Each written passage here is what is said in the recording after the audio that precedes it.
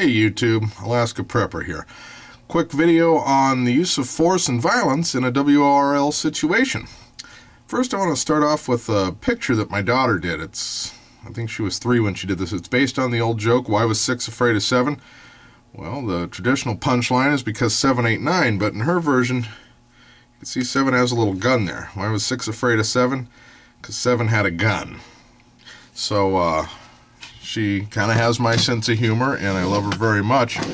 But I think it's a great way to segue into what I want to talk about next, and that is use of force and violence against other human beings in a breakdown in our rule of law, economic collapse, whatever you want to call it. We know what we're talking about here. And there are a lot of guys out there talking on YouTube. You know, somebody comes at my barrel of beans, I'm going to smoke them, I'm going to tap them, I'm going to, you know, using words like smoke and tap, you know. And it is my belief that most of the people making these very bold claims have never had an act of violence committed against them, have never seen an act of violence, have never seen the aftermath of violence or homicide, and more than likely have not been in a fight in their entire life and really don't know what they're talking about, because it sounds like they believe it's just real easy to pull the trigger on another human being. You know, there is an appropriate use of force. You know, why was 6 afraid of 7? Because he had a gun. So ideally 6 just doesn't mess around with 7, because he knows if he gets in a fight with him, what could happen.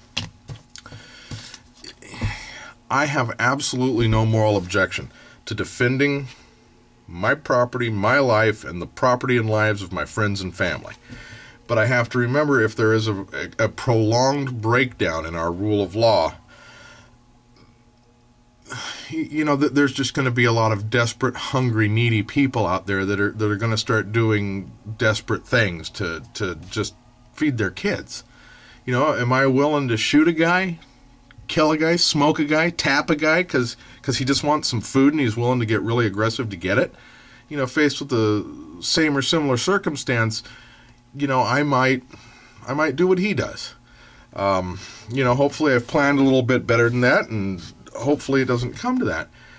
You know, if you're walking around and somebody just grabs you, you're going to kill them? You know, there's an appropriate way to respond to a threat with an appropriate level of violence.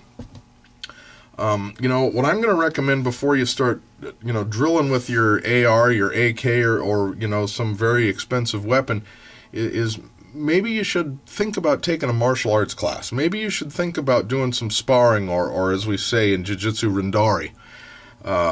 You know, kind of get an idea what it feels like to be in combat with another human being. You know, I've seen many murders. I've seen many dead bodies. I've seen many people wounded, you know, by way of penetrating trauma, you know, be it knife, be it bullet, that weren't killed, that are screaming in agony, screaming for their mother. Big, tough LA gangbangers screaming for their mother when they get shot. And it's, people have no idea what they're talking about when they talk about pulling the trigger on another human being. You know, it is a last resort. You know, am I willing to do what is necessary to defend my family? Yes, I am. Do I pray I never have to do that? Yes, I do. You know, here in Alaska, there's a pretty bad homeless population, and they've started these attacks on people that are like zombie attacks. 6 or 7 homeless people, I know a gal this happened to. 6 homeless people surrounded her, encircled her, and just moved in and took her down. You know, here is an opportunity to see how desperate people that are trying to satisfy a craving are going to behave, and they've taken on a pack mentality. Now, is this an opportunity to defend yourself and your property? Yes, by all means. Is it an appropriate time to kill someone? They weren't out to kill her. You know, to just make the threat go away would not require an act of homicide. You know, I believe in less than lethal forms of defense. You know, if somebody just won't go away, you know, you don't have to kill them. You just have to make it so unpleasant to remain where they are that they decide to move elsewhere. So, you know, You know, there's less than lethal weapons out there that are available. You know, this is called a coup baton. It's actually a pretty dynamic weapon if it's in the right hands. I've been training with this thing for years, and it can be a lethal weapon, but it can also be used to defend yourself and to do pain compliance techniques and to just generally make a threat stop without having to escalate things to a level that requires that somebody dies. You know, guys out there talking tough, you gonna stab someone?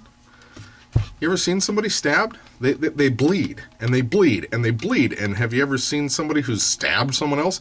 They get blood all over them, and there's a lot of screaming and a lot of hollering, and it's, not really like you see in the movies. There's a quick poke, and a guy goes limp, and it's over. Stabbings are very messy, and besides, this is a very intimate way to fight. This is a fight I hope I never have to get in. I don't want to hurt anyone, but if I have to, Lord forbid I have to use something like this to do it. Here's another option. This is what I carry on a fairly regular basis. It's a 1911. It's a 45. Is it safety checked? No, it's got one chambered right now, and it's got a full magazine in it. I am permitted by law to carry this concealed in the state that I live. I've been trained on this for years and years, and, I pray I never have to use this. But if it does come down to using a level of force that requires that someone dies, this is probably going to be my preferred method. I'd rather have a certain distance away from someone I have to make stop. But if it is a WROL situation, and there's some people at my door banging pretty loud because they want what I have to eat, I don't think I'm automatically going to jump to a place that requires that I smoke them or tap them or do some other tough guy nonsense. Sharing with them might not be an option, and you might have to make them go away, and you might want to have another plan in place, before you just start smoking people, because there might be a reestablishment of a rule of law, and we might have to account for our actions. There's a lot of videos out there with a lot of guys talking a lot of crap that their entire experience is based on some Xbox Call of Duty type combat experience. And it's just... A breakdown in our society is not going to be an opportunity to have fun with weapons and have this extended camp-out time. It requires a lot of forethought and a lot of planning if you not only want to survive through this thing, but have a life that's worth living. And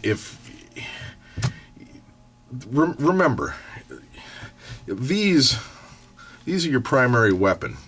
This up here, this is the thing you need to use. I'm tapping my head right now. Hopefully I can use this well enough to where I never have to use these, where I never have to find myself confronted with the horrible reality that I might have to use this against another human being. Hopefully I can avoid a situation that requires that I deploy this.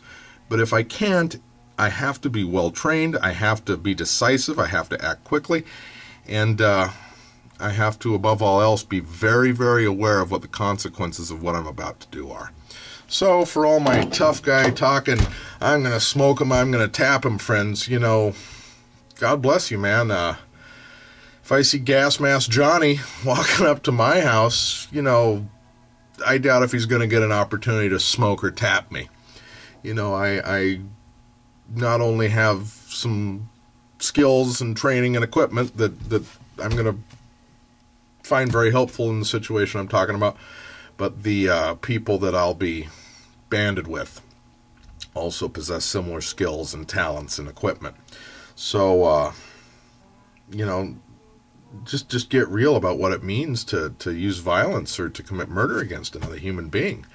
My life is precious, your life is precious, and right now, what's driving a lot of us is we believe that our constitutional rights are being stomped on.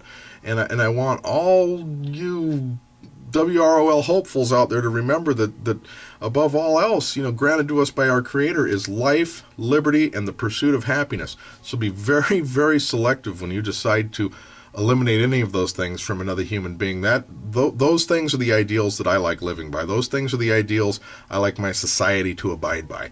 So I don't find it fun or amusing or challenging in any way to think about stripping another human being of those God-given rights. The only way I would do it is if I really believed with about 99.9% certainty they were trying to take those things from me. So I thank you. Check back again often. Thanks for all the good comments, and